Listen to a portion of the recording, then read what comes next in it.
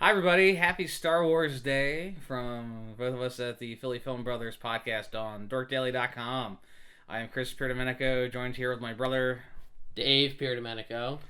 And we're going to talk a little bit about kind of where we see these series going. You know, we've both been Star Wars fans. Pretty much since we were kids. As long as I can remember. I remember being at that perfect age when the special editions came out in theaters, and Dad took us to see all three of them. I think it was. I think our aunt took us to see one of them. Was it? Yeah. I remember, like, how much of a privilege it was to get to see the original. Well, the special edition trilogy, right, in theaters. That was really cool. And at that time, we didn't really care about it's sacrilegious towards the original. We didn't know.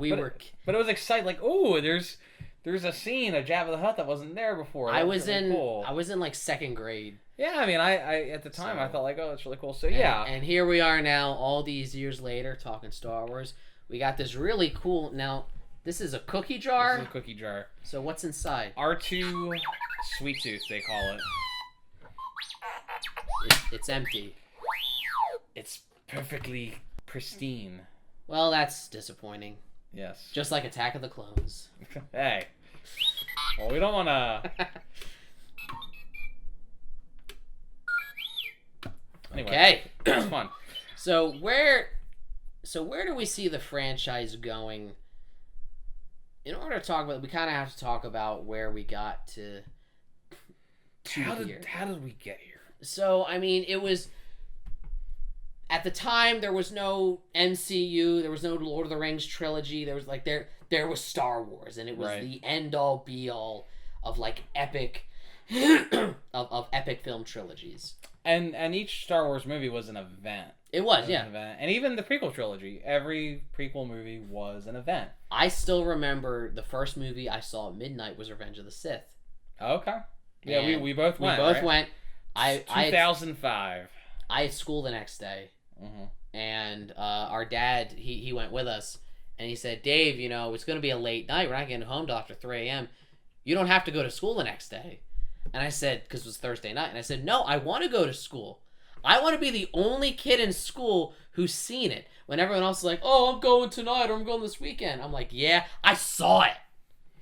Did it not come out on a... I guess it came out on a Friday. It came out on Friday, but it premiered Thursday night at midnight. This is back when they actually... There was only one showing.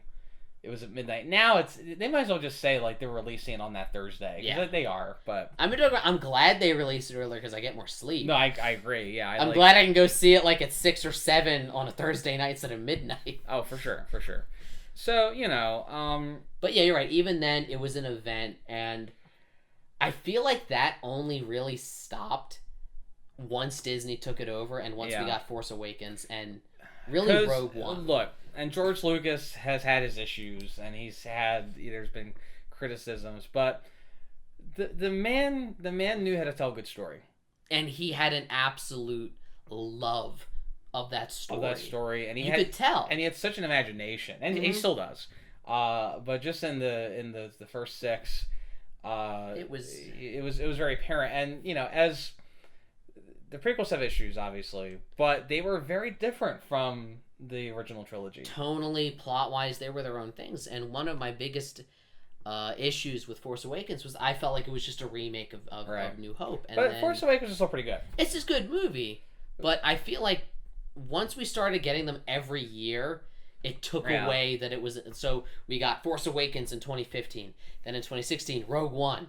Then in 2017, Last Jedi. Then in 2018, not even 6 months after Last Jedi, we got Solo.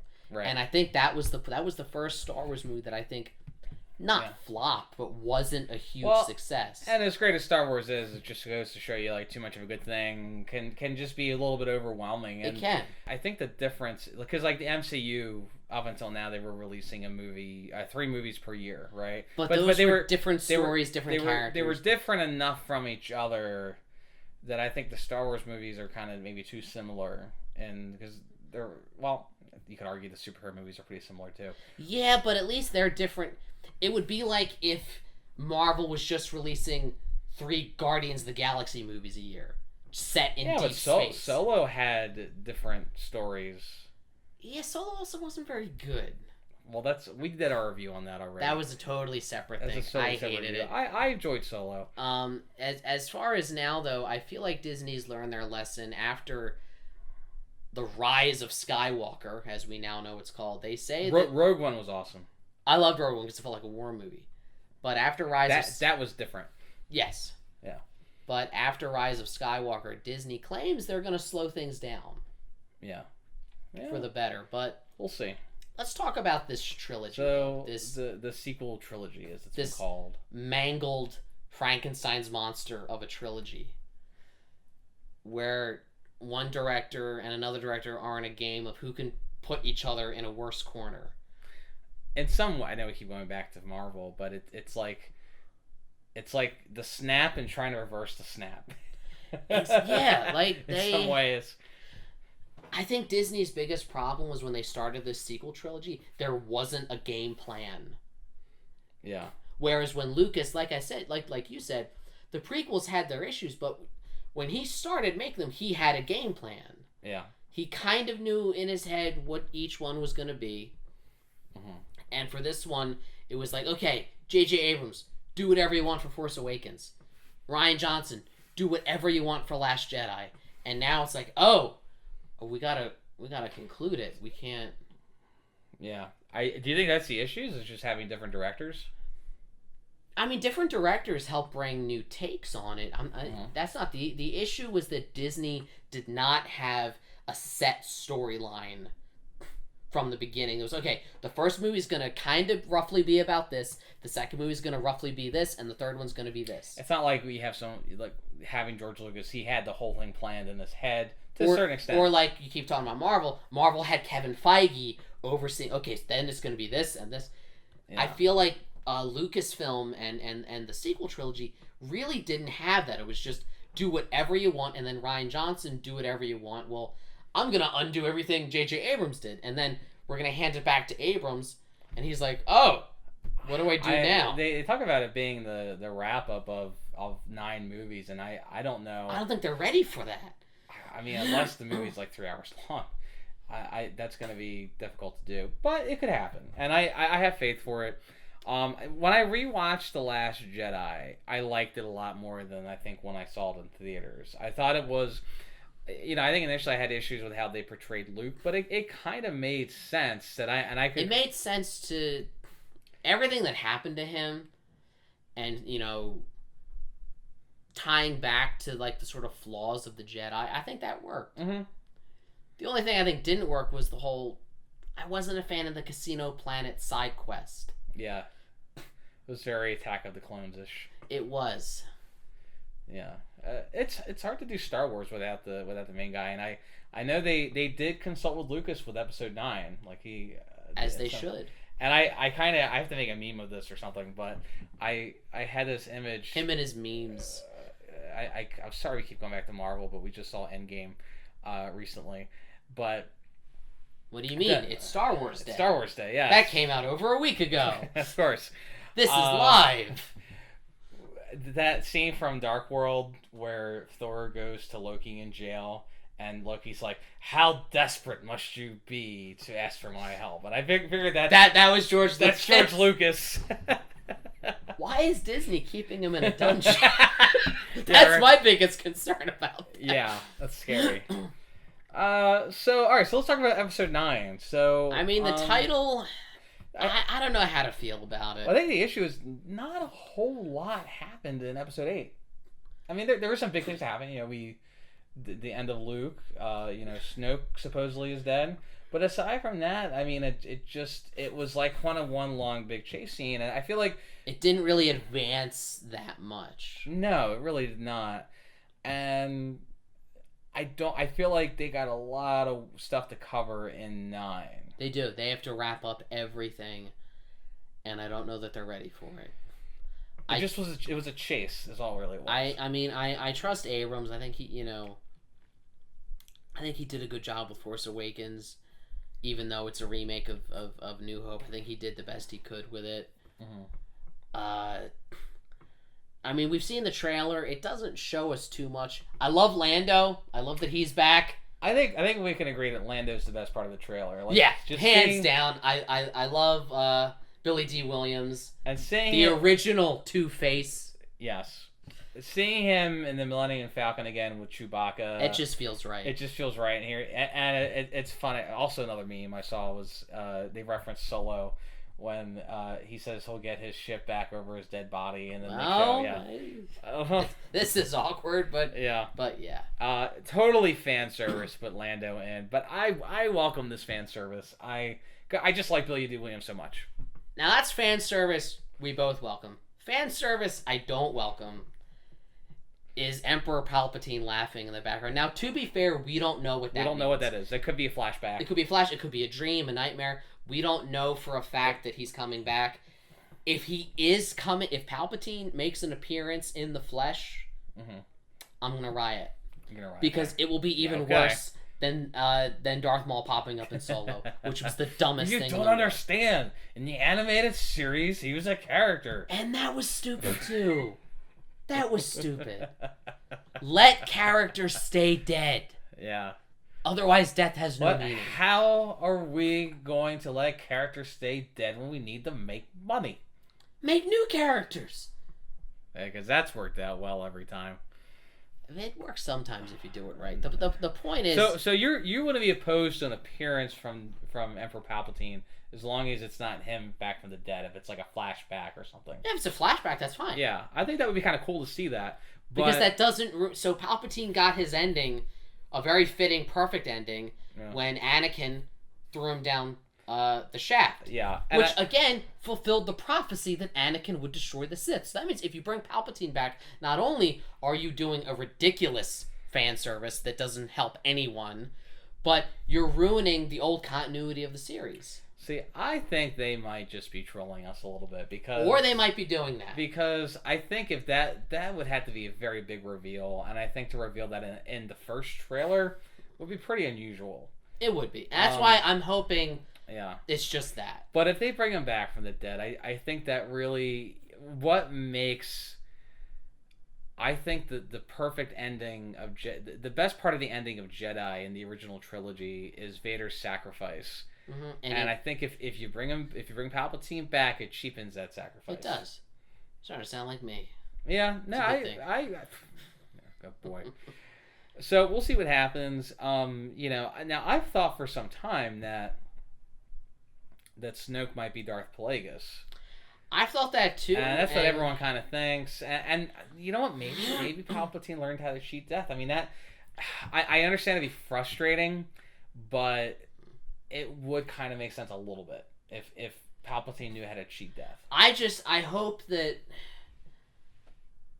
there have been talks that J.J. Abrams either was encouraged to or was given the green light by Disney to retcon some of The Last Jedi if you have to. Really? Which still, again, have a plan from the beginning, because then otherwise you run into this where The Rise of Skywalker isn't going to be this epic conclusion to a 9-movie series. It's going to be J.J. Abrams cleaning up Last Jedi.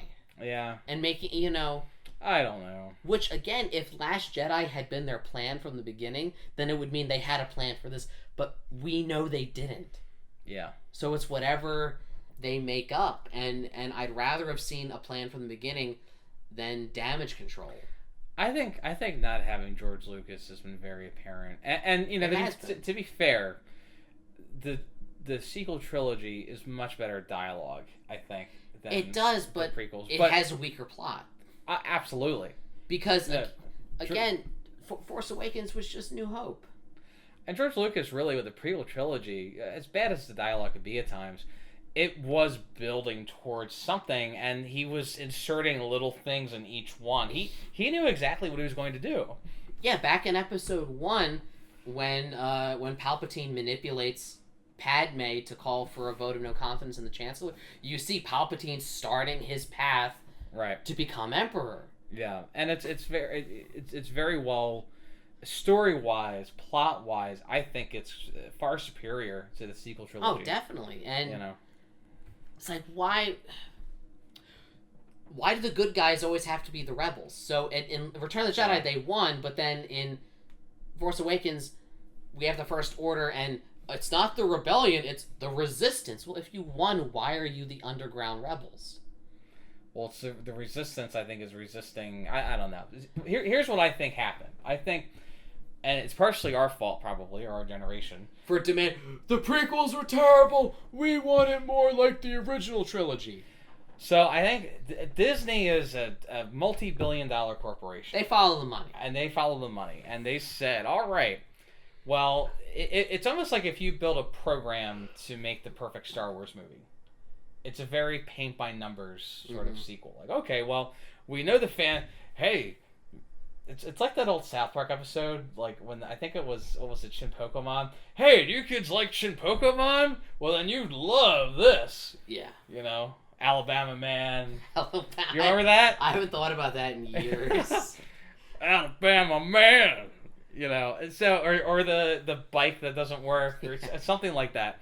But I think it just seems much more contrived now. And I you know, Lucas got a lot of flack for his use of green screens in the early 2000s, and it's funny is that the way he did his film back then is how everybody does it now. So they look better now. The technology's gotten better. But Lucas was ahead of his time. He was using digital at a time that no one else was. We all poo-pooed on it. We're like, oh, that's not even a real set. But now everybody does it. Don't get me wrong. I still think films look better shot on film on a real set.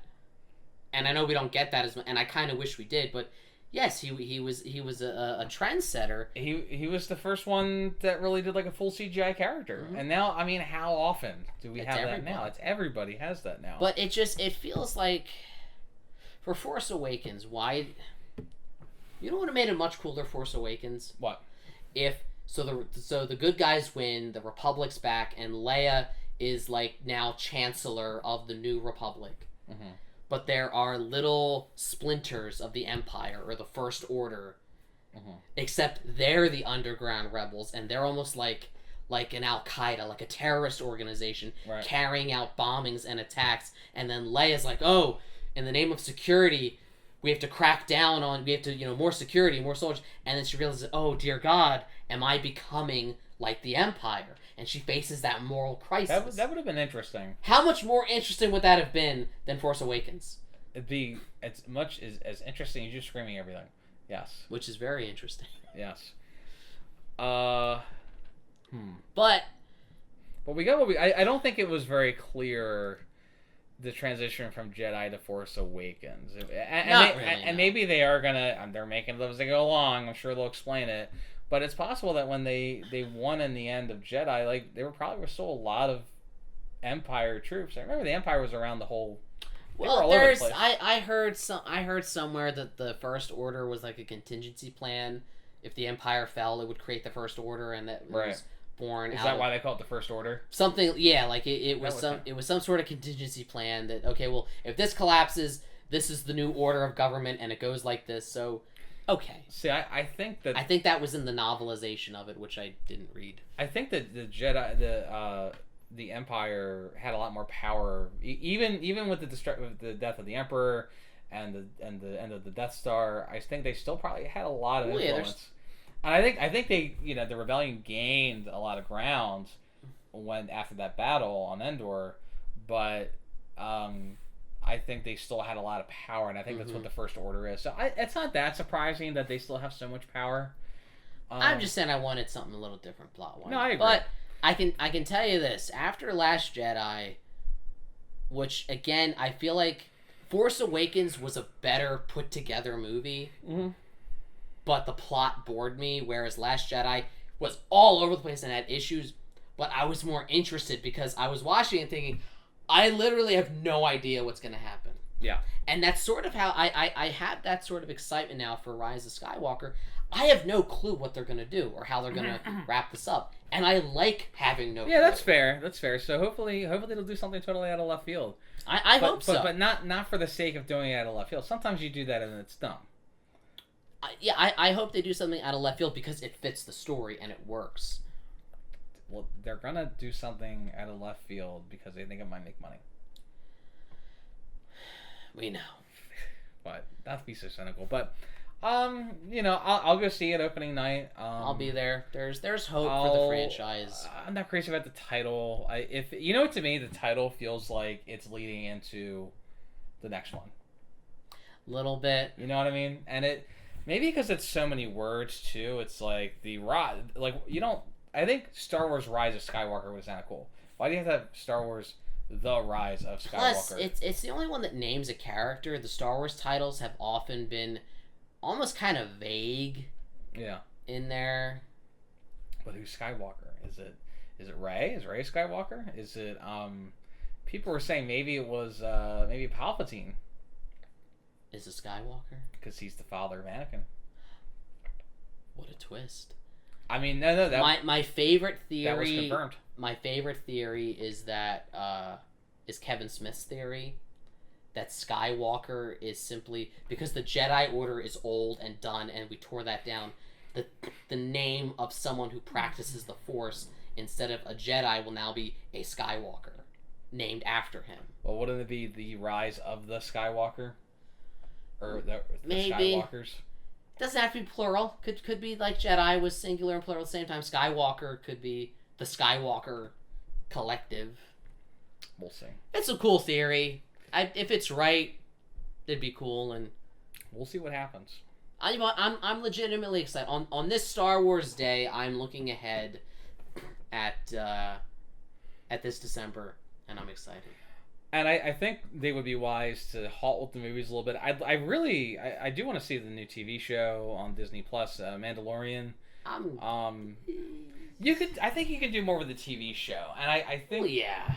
When I saw Solo, and I'm sure I said this in our review, it felt like an episode of a TV show, and I think I was a little disappointed by Solo because it didn't feel epic on a movie level. No. But I knew if I'd seen this as a Star Wars TV show, you'd be like, oh, this is really good.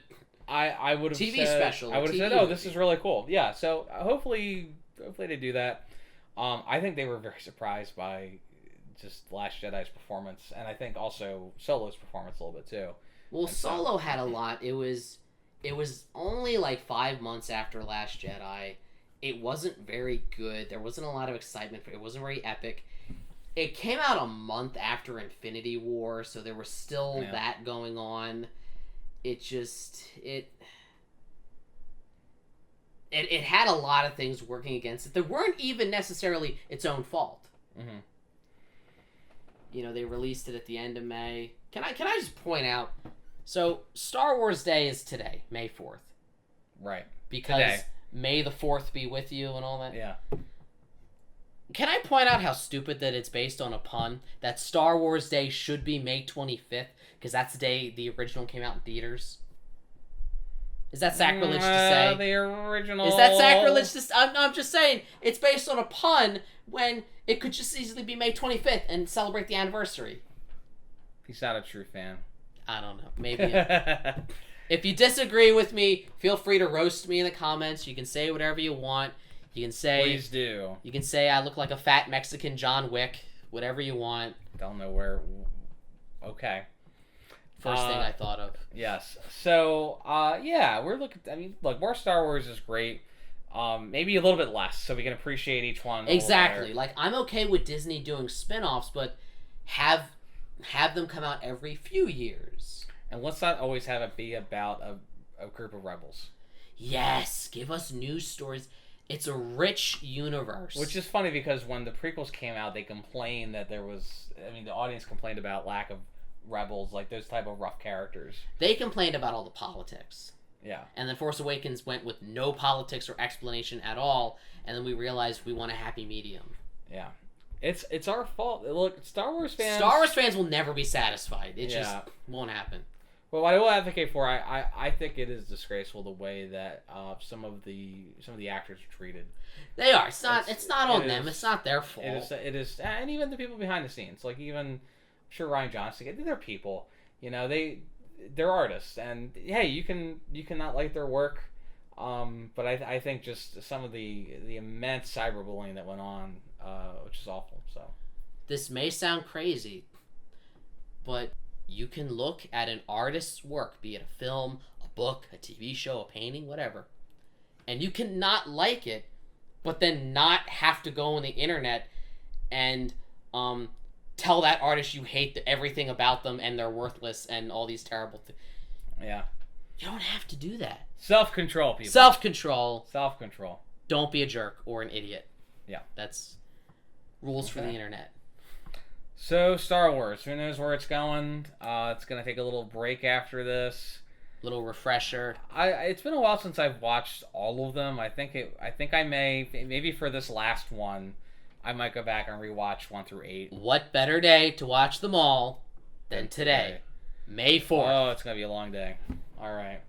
Well, thanks for joining us on Philly Film Brothers. Happy Star Wars Day.